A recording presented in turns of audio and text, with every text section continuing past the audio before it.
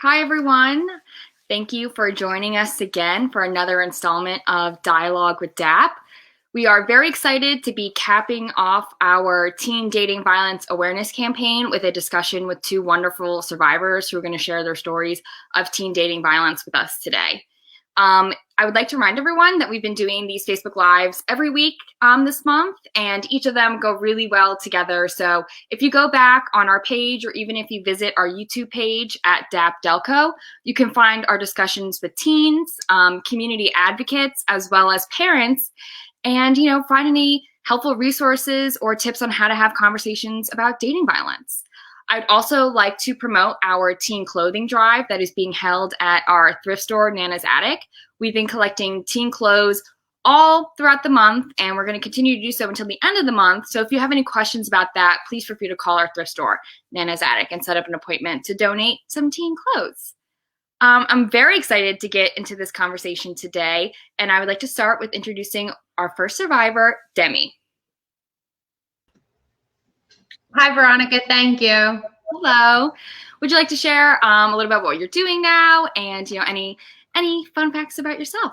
Yes, sure. So my name is Demi, and I am a retired Delaware State Trooper, and I am currently now a graduate student. I graduated in 2011 from Newman University with a Bachelor's of Science in Psychology and a Bachelor's of Arts in Criminal Justice. Awesome. From there, I went on to become a state trooper, and then I completed my master's in 2019, and I have a master's in criminal behavior.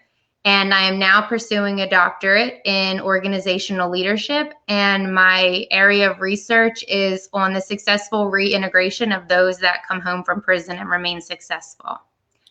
Outside of all that, when I have any little bit of free time, I love to work out. I'm super passionate about that.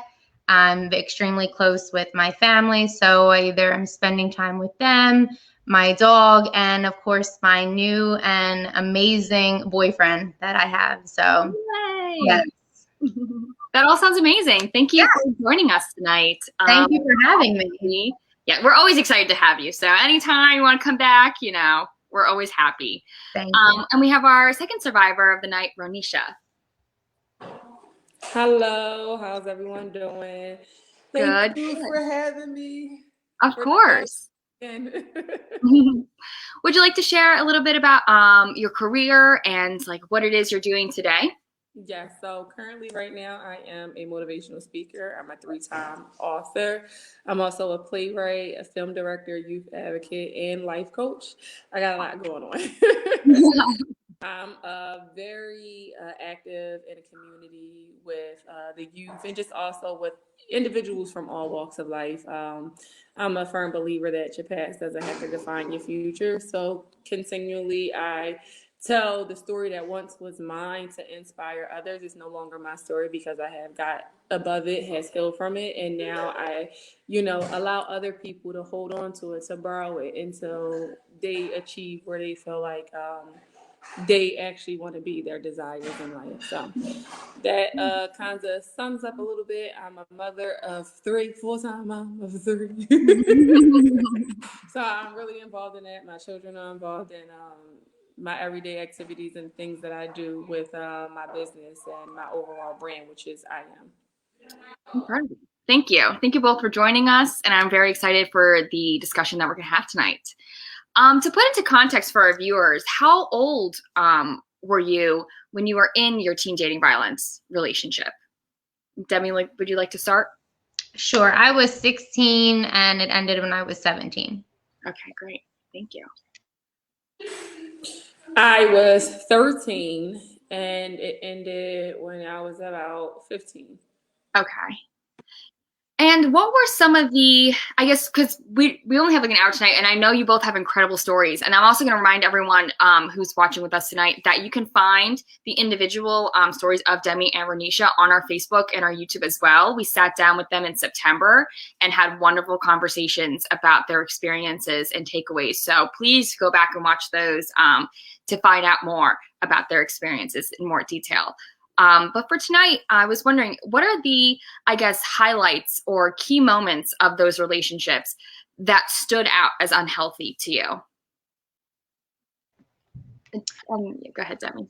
Okay, I think for me, I started to realize because I'm an only child, so I was extremely close with my family, and when I started to see that I was becoming isolated from them, I did still live at home at that time, but I started to see that if I wanted to do something with my family, or if I was going out with my parents, that became a major problem. I also started to see that I was losing friends because I was becoming isolated from them. I couldn't go out with my friends. I couldn't do anything with them. And I guess at the time, I don't really think I looked at them as like warning signs or unhealthy signs, but majority was the isolation, the guilting, and just like the belittling. Felt like I was constantly being belittled as, who I was as a woman and as a young teenager at that time. Yeah. And Veronisha? For me, mine was a little bit different. I was not the only child. My mom has 6 children, so I'm one of 6, and my mom also suffered from a drug addiction. So, in the midst of her drug addiction, I was looking for that stability somewhere else. And I found it within this man who I was dating at the time. And yes, there were many red flags, but it was the red flags I ignored because overall he was kind of like my savior. And Yeah. so it was like, you know, I looked for him I looked for him to fill me up in different areas where I was lacking at home. So where he filled me up in those areas and showed those red flags as well, I ignored it because I was there to be filled up in a certain way. If I'm explaining that correctly. Yeah, I understand. And so over the course of that relationship, you said you ignore some of the red flags, and then so what were those red flags that looking back you notice now? Whoever would like to say, yeah. So I guess I'll start. So for me, some of the red flags were the controlling, where it was kind of like you do what I say, or where it was, more so. I want to kind of touch on the very first time that something happened. We were in a car and we were having a disagreement, and when he put his hands on me, I kind of knew that was wrong from the jump, but it was kind of like I didn't mean it, or I'm sorry, please forgive me, one of those type things. And you feel like, oh, I want to protect him, and you want to believe that, okay, they truly didn't believe it. I'm not believe it. They truly didn't mean it. And you stick around, but some of the red flags are the aggression. If you don't do as I say, or if you don't agree with what I tell you to do, or if we're in a disagreement and I might get a little louder than you, I might have to shut you down, and so that you don't feel superior to me. I want you to feel inferior to me. Yeah. And Demi, you used like the keywords such as like isolation and that guilt and belittling. Was that something that you felt in that moment, or was it something that as you grew out of the relationship, you were able to pick up on that? I think that was more so as I grew out of the relationship, but very similar to Ronisha's experience. The first time that I noticed that something was not right, we were also in a car driving, and we had a disagreement. And this was the first time that he had ever put his hands on me. And he was driving and he had punched me in the face. And I remember thinking in that moment, like, okay, I know this isn't right. But in my mind, similar to what she had said as well, maybe he didn't mean it. Maybe this is the only time that it's going to happen. And I hadn't grown up in a house with that. So it was extremely new to me at that time, but I wanted to do everything that I could to protect him as well. All right. So what was this could be a series of moments or it could be a singular moment. But what was a moment that led to you leaving safely? And what did that process look like for you two? So for me, of course, I wasn't going to leave at first. I kept feeling like as long as I can fight back and as long as I can defend myself in this situation, then I can stay. But Okay. I ended up birthing my child, and it escalated very quickly. It went from us going back and forth and having altercations to my child being involved. And one day, in the midst of an altercation, I was holding her, and he swung at me. And when he swung at me, he hit her out of my hands, and so she Okay. fell ground, and he continued, and that was the wake-up call for me. It was kind of like, okay, I'm not leaving for myself, but more so leaving for her, Okay. because now she's in danger, and my number one priority is to make sure that she is safe as her mother. Yeah, of course. I think for me, the last time that he had put his hands on me, we had gotten to an argument at his house, and he threw me down his, he had spiral stairs at his house, and he had thrown me down them. And I remember when I got myself together and I got to my car, he had a long driveway, and as I was backing out of it, he had came after me and was at my window with a metal baseball bat.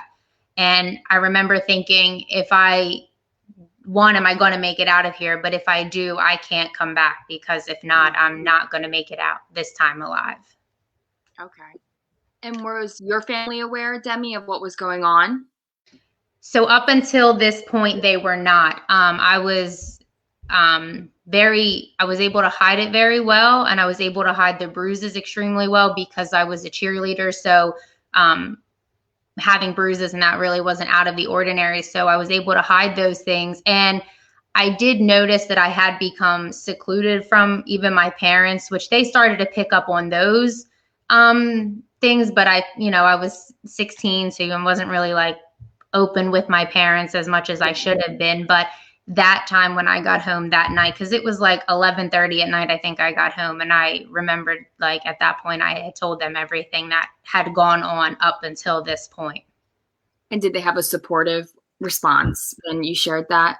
They did. They were extremely supportive. My father's a police officer, so he was extremely furious at that moment. And we had contacted the police department at where he lives, and I never ended up filing or pressing charges on him, but we had at least filed a report and everything. So when my family and my parents did find out, they were very supportive. Looking back, I wish I would have spoken up a lot sooner, but I was in that protective mode. Yeah, understandable. And Roniesha, was anyone aware of what was happening in your relationship? Because you mentioned you had like 5 siblings, right? Mm-hmm. Yeah. So I mine for as long as I could. I remember having 2 black eyes, and I went to school like this. I was in middle school, and I went to school with these 2 black eyes, and everybody was trying to figure out like what the heck happened to you. And I was like, oh, I was fighting with my best friend, and I got kicked between both of my eyes. And of course, I would make up lies and come up with excuses to protect him. It was like, granted, I could have went to different people and said, hey, this is what's going on. But at the same time, I also felt like, would I get the support that I think that I need? Because honestly, I need him. And I was at a stage in my life where I felt like, if I leave, what am I going to do? Who's going to take care of me? Who am I even going to be? Is anyone even going to want me at this point? Again, as I mentioned earlier, he was more so of my saving grace in a sense, right? And so it was priority for me to hide it as much as I could until, like I said, the situation with my daughter. But I feel like people knew, but if I wasn't willing to actually speak up for myself, and if I was going to continue to take up for, his actions, then it kind of was like, well, when she's ready, she'll ask for help. Gotcha. And what I'm hearing from both of you, are things that we continue to hear from clients today, right? Whether we're dependent on the person because of like finances or even that emotional support, they're giving us the, attention and validation that maybe we didn't have before that. Or, like you said, isolation and being secluded. Those are no small feats to, overcome. If that person becomes like our only friend in that moment, we kind of, it can be scary to leave that. So I think that's, it's really important for anyone listening today. Maybe that this could be a moment where that kind of triggers that, like, oh, well, I agree with this, or this feels that's something I'm going through. So I'm happy that people are able to hear this today. So we do have a couple questions. So did any of your friends know you were in an abusive relationship? And did anyone ever bring it up to you before you reached out for help? And Demi, would you like to start? And then Roniesha, you can pick up. Sure. I don't think at the time, I think a lot of people saw that I was becoming different, saw that I was becoming distant, but I don't really think at that point anybody knew how to speak up, because since I have been sharing my story, family and friends have said, I did kind of think something was up, or, I wish I would have reached out sooner because I felt like you were pulling away from us. Mm-hmm. But I don't think at that point anybody knew how to. And I was stubborn. So if they would have reached out, I probably wouldn't have said like, oh yeah, this is what's going on. I would have lied, because you don't realize until after how good at lying you become. Like you say whatever you can in those moments to protect that person if you're choosing to stay with them at that time. Yeah. For me, I felt like, well, I didn't really have many friends. I had a best friend who knew, but of course, we were young. I was 13. Yeah. And what advice could she really give me? It was also kind of new to her. And if, like Demi said, let's just be realistic, right? When a person is involved in a domestic situation and you are so codependent on your partner, and they're not only codependent, you feel like, what, I need to protect this person at all costs, whether it's a man or a woman doing abuse. If anyone is to come to you and say anything to you of that nature, you get defensive. You get defensive because you get in this protective state where I have to protect myself and my partner. Like, who are you to tell me, I should leave, or, so forth. So I honestly feel like if I did have friends and family who were aware of the situation at the time, it kind of was like standoffish, because sometimes if you push too much, you could lose the relationship that you're actually trying to save with a person. Absolutely. To save them from a situation. And I think you bring up a great point of like your age, right? 13. At 13, what do we know about helping someone in a situation like that? That's a moment where I encourage, with the groups that I do, encourage the kids that I work with, if they do see this, they can go to a trusted adult if there is one available to them. We have to also be realistic that some people don't have trusted adults in their lives. So hopefully there's someone within like the school or, around that they can reach out to if they are, in fear of that for their friends or, for themselves, because that's a lot of pressure, on anyone. So yeah, here we have. What advice would you give a friend to expect their friend is in a violent relationship, and what should they say? So I guess we can put this in the perspective of maybe like as a teen, what would you friend say to you? Or also maybe as an adult, what would you say to a friend?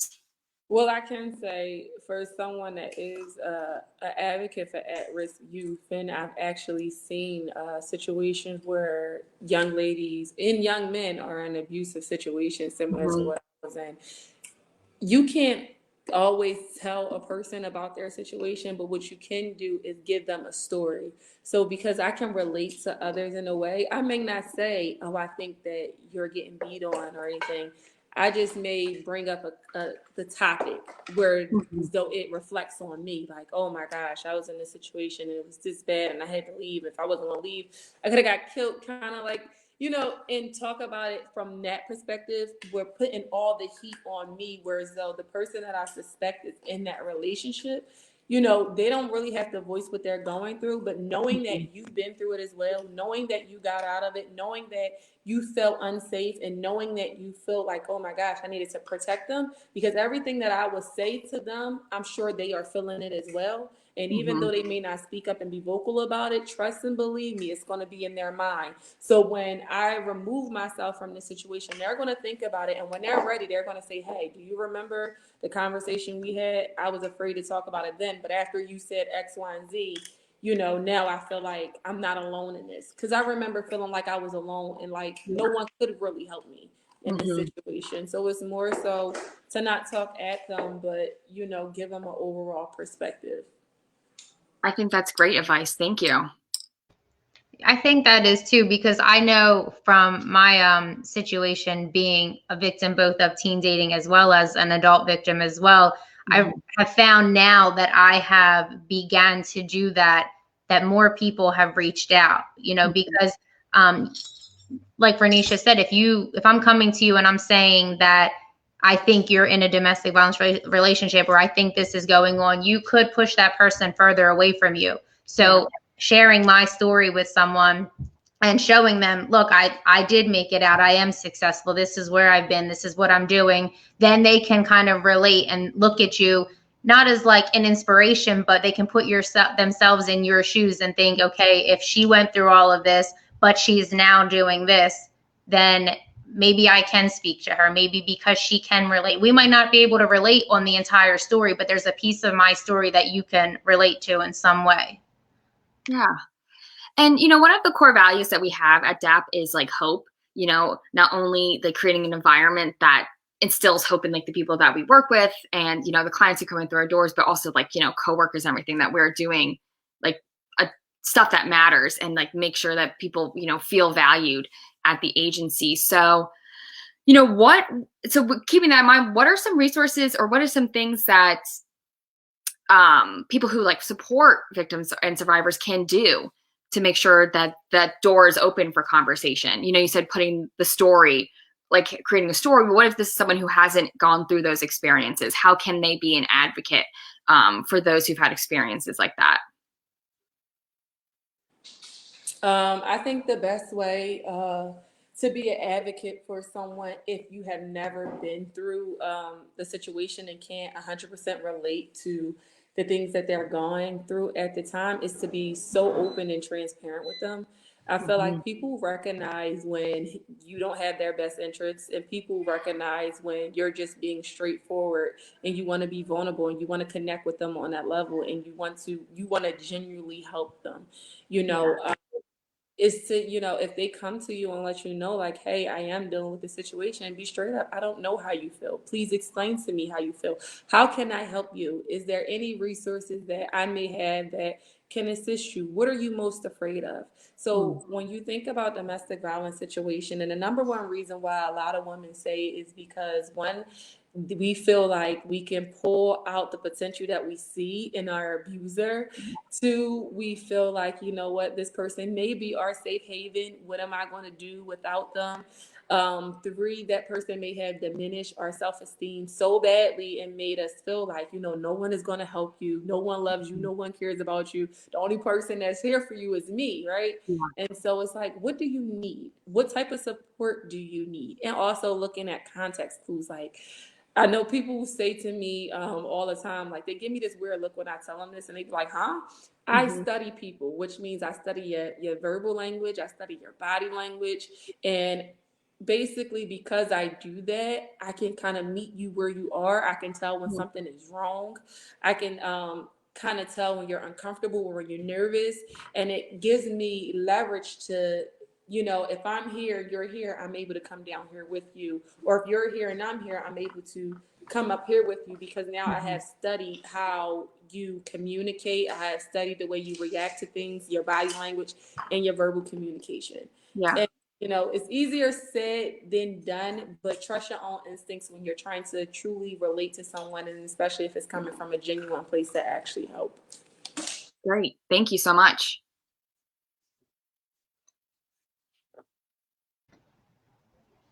I think that's a big thing too. And I also think if you haven't been in our shoes, it's okay to educate yourself. I think a lot of people shy away from the topic. It's not something, it is an uncomfortable topic, but it's one of those uncomfortable topics that if you're looking to help somebody, it's okay to tell them, I don't know, but let me see what I can find out to help you. Because I didn't look for resources. I didn't look for, DAP. I didn't look for One Love, which is another organization. I didn't look for anything because in my mind, I was still trying to see the best in him through all of the negative. I was ignoring all of that. So I think for somebody that's coming in to reach out to help somebody that can't 100% relate, read, do whatever you can to learn as much as you can. So when that person is talking to you about something, you know something. Or if you don't know a resource, if they don't, tell them, let me find these resources for you. Let me help you. That way you can show them that you genuinely care. Even though you haven't experienced it, you're there to help them. Definitely. I think you both bring such valuable insight and information to our conversations every time. So I'm so happy to like have you both in the same spot. And so everyone can hear this right now. So we also have, what advice would you give if your daughter approached you and said that she thinks her friend might be going through a domestic violence situation, but isn't sure?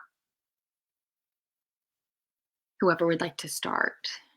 So, my daughter is in the other room, so I'll be brief with this. So, I actually have a 15-year-old daughter who actually knows someone who was in an abusive relationship where her girlfriend felt like he does this because he cares, or it's just a love test. And, I kind of talked to my daughter about that, like, hey, it's not okay. And as a friend, of course, she's going to come to you and talk to you firsthand before she goes to her mom or her dad or anyone else. So, as a friend, it's important for you to be straightforward with her. So, my daughter now knows the difference between what's good and what's not because I've been in an abusive relationship and she knows all of it because I speak about it publicly. And so, her best advice that she gave to her friend was like, listen, that's not okay. You can't allow, anyone to put their hands on you because that's not true love. If you truly love someone, it's a respect factor. And putting your hands is like the bottom of the bottom barrel, So my best advice to give to someone who has a child who friend may be dealing with a domestic situation, and the best advice that she can give her friend is to kind of let her know, to pour into her, listen, you are worth more than that. You shouldn't allow this to happen. Whatever support you may need, I'm here for you. And then to also try to get down to the nitty gritty of why. I strongly believe that it's another underlying reason of why we allow, abuse to happen to us, right? And so if I talk about my underlying reason, I had voids that needed to be filled, right? And it was like the abuse was so minute compared to the voids that needed to be filled. And it was just like I didn't feel complete. I didn't feel like I was worthy. I didn't feel like I was enough. And, I allowed this to happen because deep down inside in the core, I was battling my own insecurities and my own traumas and my own brokenness. And I felt like, I can find that happiness or, that healing from this person, whether, we were fighting or not. So I would tell my daughter to actually, talk to her and get into her friend and listen, listen to understand, not listen to respond all the time. But to let her know that she is definitely worthy of better, or he is worthy of better, because it doesn't always have to be a young lady who's in a domestic situation. It could be, a woman or a man, and domestic doesn't always have to be physical. It could be verbal. And so it's, all different levels. Yes, thank you for that. I don't have children yet, but I definitely know that since I publicly speak about my story now, when I do, this will be a story that I will share with my children. So I think,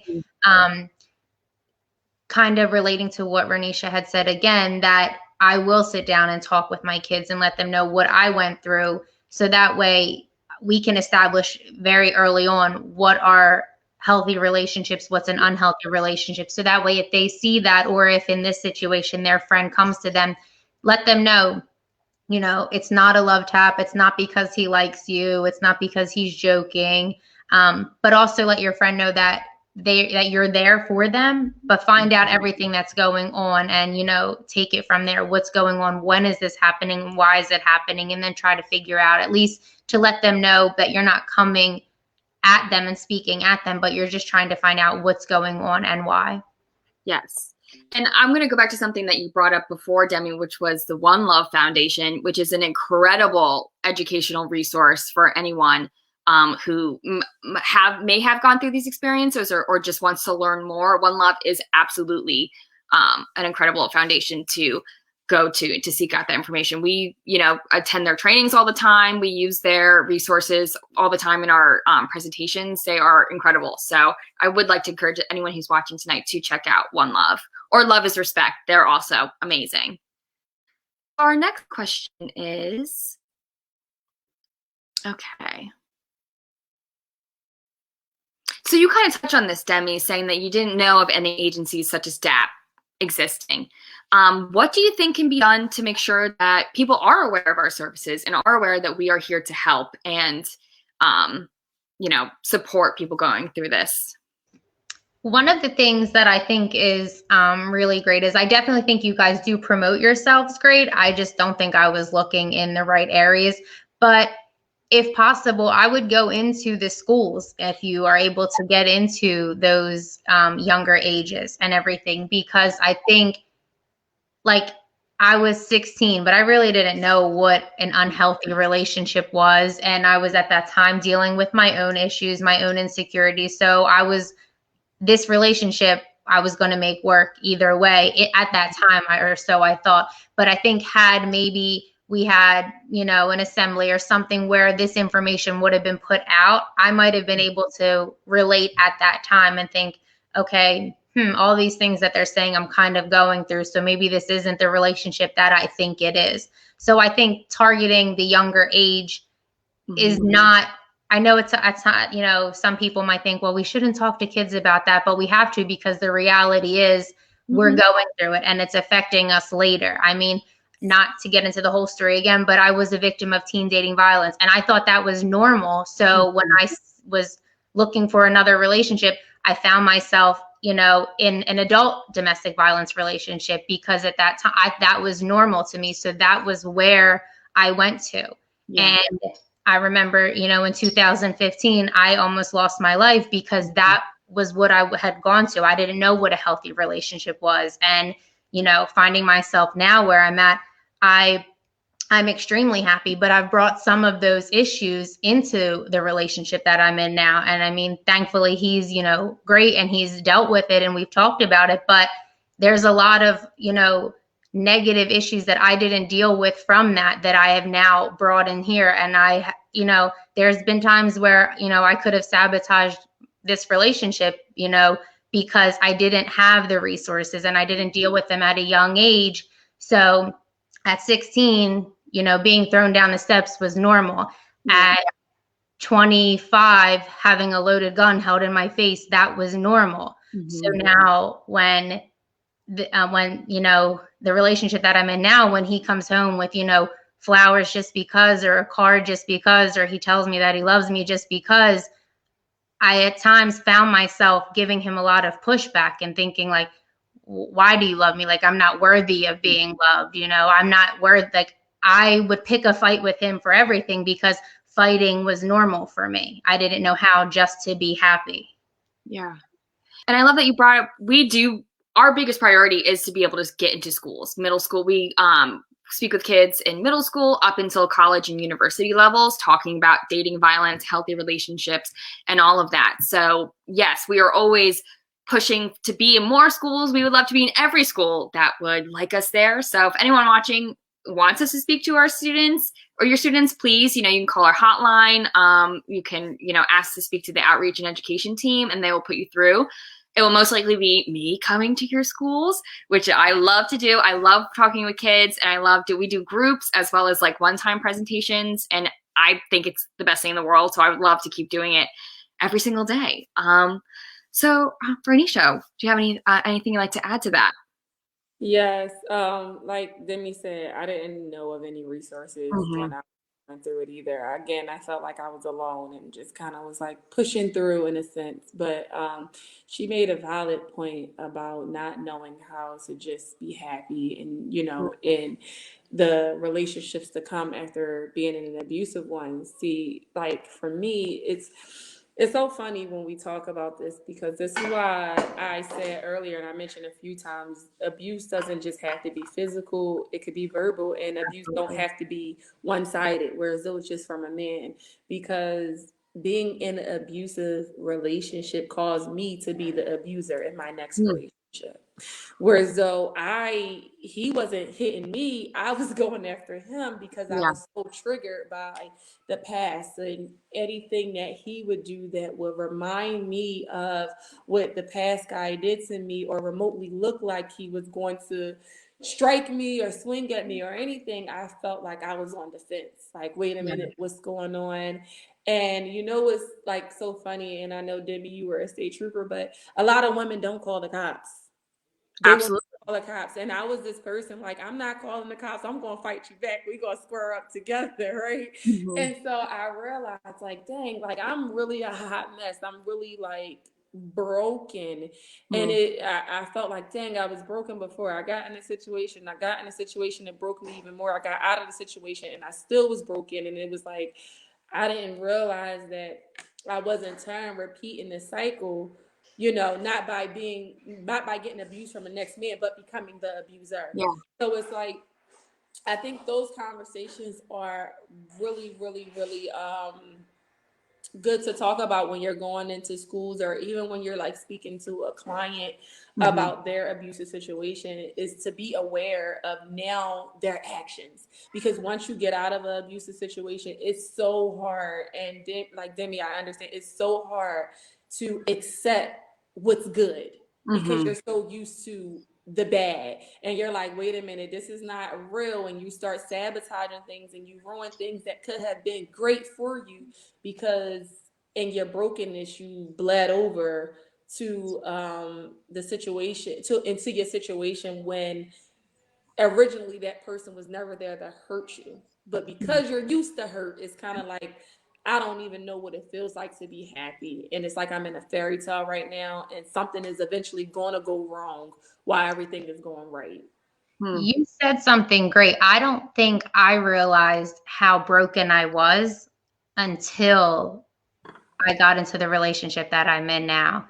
And he would say things, and he does say things like, you don't know how to be happy, or you want somebody to hurt you. And he's not here to do that. But you don't realize that because, like you said, you become the abuser. Like, I would yell and say things that I don't even remember what I was saying because I was just flying off at the mouth because I was so broken. And going through the healing process, I probably didn't do the work that I needed to do prior to. And thankfully, he's stuck by me and he's going through that process with me. But you don't really realize it until you're in a happy and a healthy situation, because for so long, all you've known is unhealthy. Yeah, and we can't minimize, like you said, you both brought it up, like the long-term effects, right? It's not only our mental and emotional health, but also physical health is linked to dating violence. So yeah, it's important to recognize and value and like prioritize our well-being and health throughout these times as well when healing. So thank you both for bringing that up. And thank you for your transparency and honesty in our conversation tonight. So our next question is, and this kind of ties exactly into like what you both just brought up, but what have you learned about yourselves after these experiences, and what are some lessons that you've carried on into your life and careers now? Oh, wow, I learned a whole lot about myself. Yeah. Just with that situation and so many other situations that transpired in my life, I learned that I was a hot mess, and that, it's because I know we on live, and sugar honey iced tea, that my sugar honey iced tea did stink, right? And sometimes you don't want to look in the mirror and be so raw and real with yourself. You want to hide all the bad about you, and you want to act like it doesn't exist, right? And you want to say, I'm this perfect person, but going through those things that I went through in my life, especially within teen dating, it helped me realize that I had a lot of work that needed to be done. And that nothing was going to change in my life until I actually did the work. Nothing was going to change until I became tired. And that in order for anything to change, I needed to take control, right? And the first step to taking control of anything is acceptance. It's understanding the part that you played. It's understanding that there is a silver lining in any situation that, you know, sometimes are meant to be bad, or what you know, feel like was bad. At the end of the day, you always learn something from it. So for me, the situation had me take a hard look in the mirror and go back down my path of trauma, not just with the abuse situation, but the things that happened before the abuse situation. How did I get here? Why did I stay here? You know, why did I leave? What was next for me? And looking at myself in the mirror and sitting with my own reflection and my own naked truth, it hurt. But it hurted enough for me to want to make change. And once I did that in that situation, I realized that I wasn't going to be good to no one, not to myself, not to my children, or not to someone that I can be in a relationship with, until I actually took the necessary steps to put the pieces to the puzzle back together. Because every puzzle, you know, may lose their pieces, but once you find them, you can put it back together to make it whole. So just because the pieces was lost doesn't mean that they can't be found. And today I use that in my life with everything that I do on my career path, is holding myself accountable. Because with every action, there is a reaction. And it's like, Roniesha, what could you have done to stop this? All right, you're here and you got in the mix of it, but you know, what part could you have played in the very beginning for it not even to get this far? Wow. And I think what you just said perfectly ties into, so part of our like teen dating violence campaign is that we post like a reflection question for people to, you know, think about. And today's reflection question was asking people, have you taken time to heal from past experiences before getting into in a relationship? And when we do move into these relationships, what parts of ourselves are we bringing into it? Are they the parts that are still hurt, and what are we doing to heal from them? So thank you for that, Roniesha. I think that that's an incredible lesson to have learned. And I think it's something that a lot of people still haven't learned, and it's something that's constantly evolving. So thank you. Demi, would you like to add to that? Yes, I know I'm definitely guilty of that, because after the teen dating violence experience, I didn't really revisit it again until 2015, when I got out of my adult domestic violence relationship. And again, I didn't start sharing my story until 2019. And from 2015 to 2019, that's when I was single. So not until getting into my new relationship in 2019, I really didn't revisit those issues, and I didn't do the help or take accountability until I started to see all of the issues that I was bringing into the relationship. And then that's when I had that look in the mirror conversation with myself. Like, if you don't get the help that you need, you're never going to be happy, because you don't love yourself. You can't love anybody else. You don't think you're worthy.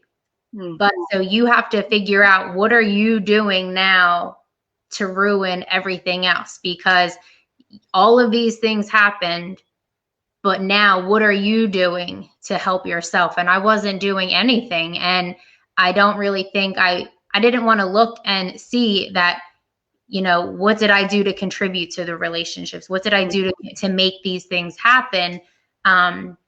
Because I was now bringing those things into where I was at now in life. And I think once I started to do that, it allowed me to feel a sense of freeness that I didn't feel for so long, because for so long I carried this dark cloud with me. You know, I allowed it to ruin a lot of things, you know, and just ruin my motivation for anything in life. So once I looked and saw, okay, you have to accept responsibility. You have to understand that what you're doing now is what was done to you in the past, just maybe in a different way. And what can I do to change that? And I think once I started to do that, it has allowed me to flourish, not just in my relationship, but as a woman, as who I am, as myself, in, you know, my career and my education. You know, I wrote a book. I haven't released it yet, but different things that I wanted to do, but I had to take responsibility and accountability first. Yes, that's amazing. Thank you. So this is our last question of the night. But what is there a message that you would have for any teens going through a teen dating violence relationship, or even adults going through a domestic violence relationship? What would be a message you would like to get out to anyone who might be watching this, whether they're watching it right now live with us or they come across it on our YouTube channel or anything. What do you think is something that they should hear? You can start, Roniesha. Okay. I wasn't sure if Demi was about to go off mute or not. I was waiting. For me, anyone that is going through a domestic violence situation, whether it is a young adult, whether it is an adult right now, I would tell them that you're not alone. Mm-hmm. And that, there is a way out. There is help out there. Don't feel ashamed of the things that you've been through or your story, because you'll be surprised how many people can actually relate. And by you being vulnerable, that is equivalent to your strength. And by you strengthening your core by telling and, seeking help, the help will be there for you. I also want to let them know that, the situation that you may be in right now is not the end all be all for you. You still have a chance to get up and to get out. And you have so much more life to live, and you deserve to be in a happy space and fulfilled and whole within your life. And sometimes the person that you are with at the moment may not be able to see the possibilities for you, but I want you to know that the possibilities are there and that they are endless. And when you look at yourself in the mirror, I want you to say to yourself that I am worthy of better. I am worthy of getting out of this. I am worthy to elevate higher than this that I'm in right now. And just be brave enough and have enough courage to reach out to somebody, for help. Thank you. Thank you so much. Pretty much everything that she had said, but I would just reiterate that you are worthy, because I know in those situations you really kind of lose your self-value and your self-worth. You don't think that, you kind of become numb, and you think this is normal, you think this is your life. But I would just remind people, because I remember thinking, and I had to tap into my own self and my own strength and remind myself that this is not where my story is going to end. Like, this might be, a traumatic time that I'm going through right now, but it's not the end. And also, I would let people know, never be ashamed of your story, because it really could save someone's life. There's something that you could say that is that driving force that person needs to get up and find their way out. Because if not, I remember thinking for so long, I have this, these incidents that I've gone through in life, but I'm not telling anybody. So who am I helping? I'm not helping myself, because at that time I wasn't doing anything to help myself, and I'm not helping anyone else. So I would, encourage people, if you find yourself in this, I know it's scary. I know it's, you're putting yourself out there, and you're, putting your story out there for the world to see. And people can be, they can criticize you. They can say, anything that they want, but don't be scared to share your story, because it really could save somebody's life. Yeah, thank you so much. And for anyone watching, as it comes across the screen, we do have a 24/7 hotline. And this, our hotline can be used for any questions. It's, we also, if you have any moments of crisis or anything, and you just want to vent, you can always give us a call. We're 24/7. We'll always be there to help. And like Demi and Roniesha both said, like, you should not be embarrassed when calling us. We are here to support you, and we will do everything that we can to support and empower you in any stage of your relationship that you are. If you're still in the relationship and you don't want to leave, we will help you safety plan. And if you're in the midst of leaving, we'll help you with that as well. So please don't hesitate to give us a call if this is on your mind. And before we log off tonight, is there anything that the two of you would like to promote or get out there? I heard, Roniesha, you have a lot out there that I think people would love to access. So if you'd like to share where people can find it. And then Demi, anything you'd like to share about your academics, and I know the research you're doing, which I love and would love to hear more about. So yes, Roniesha. Yes, of course, I have a lot out there. Yes.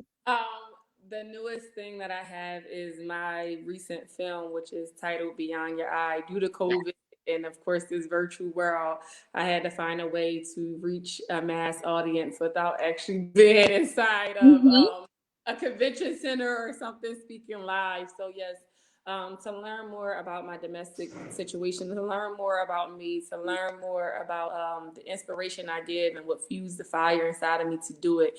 Please go watch that film. And it's not just because it's my film. My kids didn't Yeah. off on my car. Y'all hear it? I'm sorry. It's okay. One second, wait. I'm gonna pause, Demi. If you want to promote yourself, and then I'll come back to it. I gotta get this along. Please go ahead. That's fine.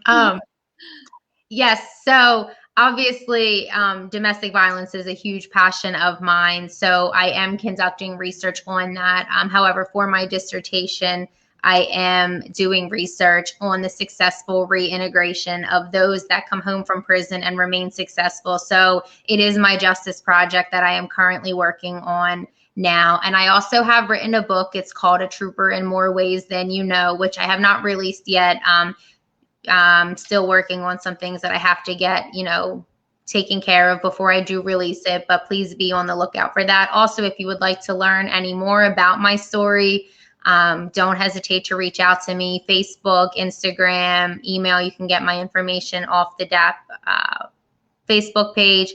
Or if, Veronika, you have any other way that you want to put my information out there, please don't hesitate to reach out to me. I'm an open book when it comes to sharing it. Like I said, I have a teen dating violence as well as an adult domestic violence relationship that I went through. So I think, I'm very open to sharing anything. There's not anything that I shy away from. So I would love to, be able to help other people. Great. And perfect timing. Roniesha. I'm back. Yeah. So, all right. Okay, let me just go through it really quick. So I have The Blossoming of Me, which is my autobiography that gives you the good, the bad, the raw, the ugly, the silver lining and everything. I have that bitch named Anxiety, where I actually experienced an anxiety attack, and I talk to people about dealing with anxiety, because anxiety is high right now, how to cope with it, and ways to actually get above anxiety and embrace anxiety, because anxiety is not here to hurt us. It's here to tell us that we need to slow down and actually deal with the things that we are actually dealing with, that we're coping with on our day-to-day. Also, I have a book that's titled The Mommy and Me Guide. It's not a book to say how to be a perfect parent, but it's a book that talks about trauma and how not to allow your trauma to bleed over on your children. And for me, I didn't have a perfect example of what a good family structure home was. So in that book, I really go deep about how do you become a great parent if you don't even know what it looks like to be a great parent. I have my film, which is Beyond Your Eye. Like I said, that's a documentary that gives you my life.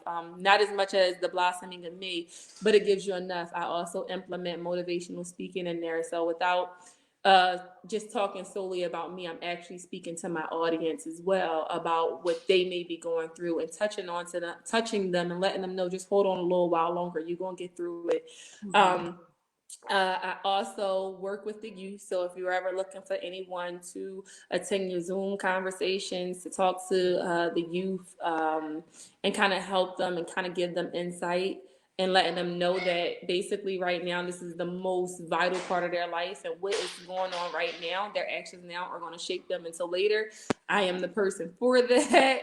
I'm also a life coach. I'm a playwright, of course. COVID stopped the plays, and at Blossoming Me, I turned my book into a one-woman show. Basically, I have a website. It's www.Ronieshaseaton.com, where you can learn more. I got a whole lot. I got merch. I got everything. Whatever you need, I got it. But that's my website. And of course, if you look at Roniesha Seaton, you'll be able to find me across all boards on social media as well. Great. Thank you both so much for joining us tonight and sharing your amazing information and insight into these relationships and the amazing words that you've left our viewers with. And like Demi and Roniesha both said, you can find them both, or if you would like to be in contact with either one of them, you can reach out to outreach@dapdc.org directly, and I can pass it along, or you can we can put it with the videos. I can make all posts with all the links and everything, so we'll get it out there so people can always find you two. Thank you so much. I can't say it enough. If anyone has any questions or anything, you can always call our hotline, but with that, I will say good night and thank you all again. Thank you. The film is on Amazon, so it's on Amazon Prime. Yes, the film is on Amazon. Found it. Thank you. Awesome. Thank you. Thank you, Demi. See you. Thank you.